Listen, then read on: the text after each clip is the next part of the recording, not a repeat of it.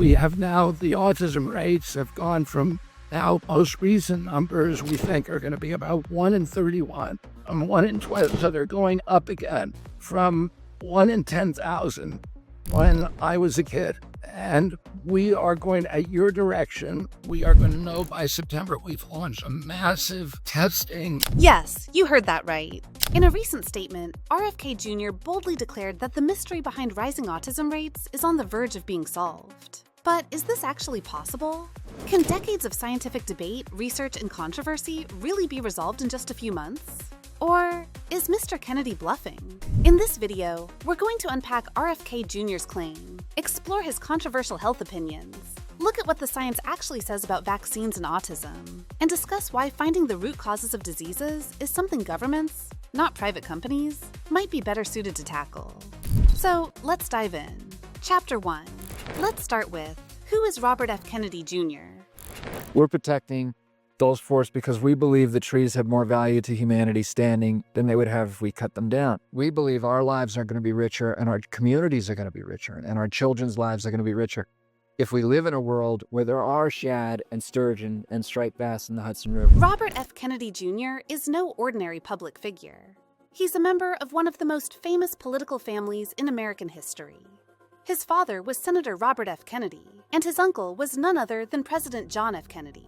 But instead of following a traditional political path, RFK Jr. built a career as an environmental attorney, activist, and author. For years, he worked with organizations like the Natural Resources Defense Council and Riverkeeper, where he gained a reputation for fighting corporate polluters and advocating for clean water. His early work was widely respected. In fact, for a long time, Kennedy was best known for his legal battles against big polluters, rather than his controversial health views. But that would eventually change. Dramatically. Chapter 2. RFK Jr.'s controversial health opinions. In the early 2000s, Robert F. Kennedy Jr. started making headlines for something very different: his outspoken and controversial views on public health, particularly vaccines. One of his biggest claims? That vaccines are not as safe as public health officials claim, and that they might be linked to a range of health issues, including autism. He argued that the preservative thimerosal, which contains mercury and was used in some vaccines, could be contributing to the rise in autism diagnoses. Even after numerous studies rejected this link, Kennedy remained one of the loudest voices warning about vaccine safety. Chapter 3. Vaccination and autism. What does the science say? Okay, let's talk about the core of RFK Jr.'s claim, the supposed link between vaccination and autism.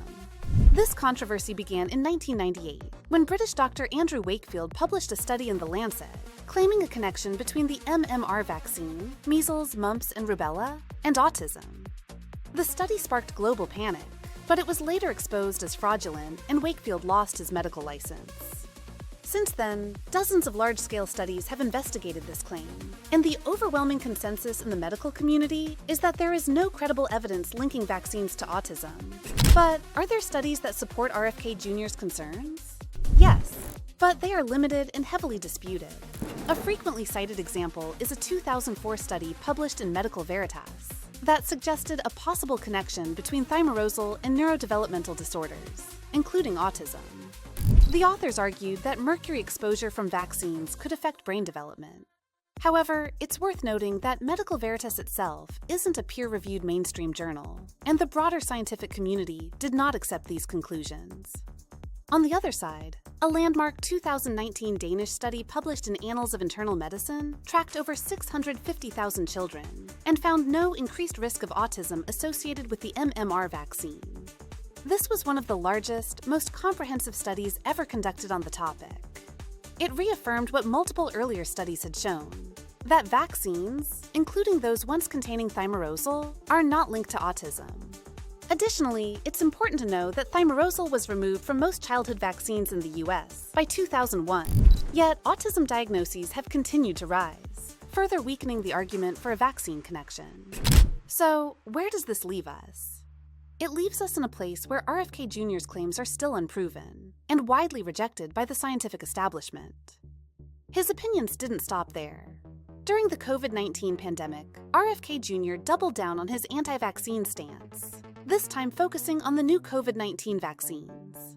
He claimed these vaccines were rushed, unsafe, and part of a government pharma conspiracy.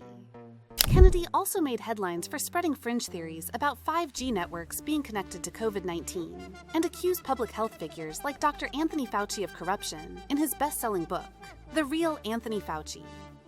Okay, my concern about 5G is that the RF radiation from 5G is dangerous. It penetrates it disrupts the blood-brain barrier. Oh, tears. Oh.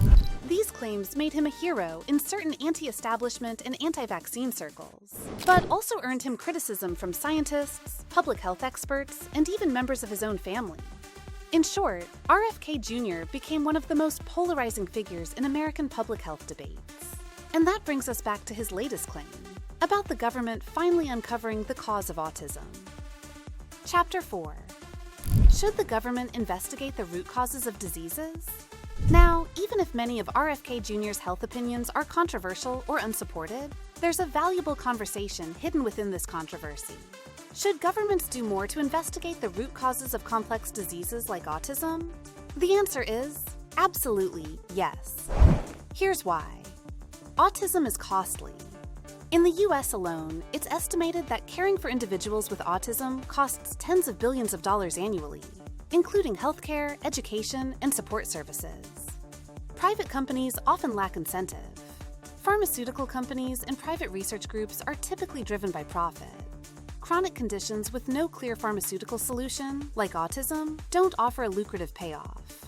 That means there's often little financial motivation for the private sector to invest in long-term, complex investigations into causes rather than treatments. Governments, on the other hand, have a public interest in understanding and addressing the root causes of diseases. But what do you think? Do you agree with Robert F. Kennedy Jr.'s opinions on vaccines, autism, and public health? Or do you believe we should be more concerned about misinformation and how it affects our health decisions? Drop your thoughts in the comments below.